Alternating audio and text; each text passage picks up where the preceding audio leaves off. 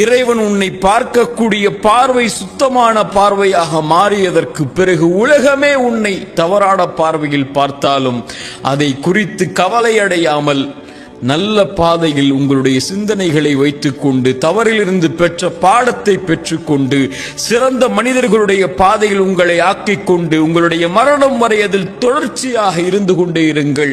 ஒருபோதும் கடந்த காலத்துடைய பாவங்கள் உங்களை கவலையடைய செய்ய வேண்டாம். அதற்கு அவசியமில்லை. வாழப்போகின்ற வாழ்க்கை கொஞ்ச காலம். இந்த உலகத்தில் நீங்கள் மரணித்ததற்கு பிறகு இந்த மனிதர்கள் மறந்து விடுவார்கள். 100 ஆண்டுகளுக்கு பிறகு நீங்கள் வாழ்ந்த அடையாளமே இருக்காது. 200 ஆண்டுகளுக்கு பிறகு நீங்கள் வாழ்ந்த சரித்திரமே இருக்காது.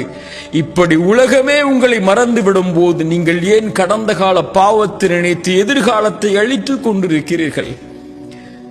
فَلَا يَحْزُنُكَ قَوْلُهُمْ. அப்படி மனிதர்கள் உங்களுடைய பாவத்தை நினைவு கூர்ந்து கொண்டே இருந்தால் فَلَا يَحْزُنُكَ قَوْلُهُمْ, அவங்களுடைய வார்த்தை உங்களை கவலையடைய செய்ய வேண்டாம். இறைவன் அறிந்தவன் மறைப்பதையும் வெளிப்படுத்துவதையும்.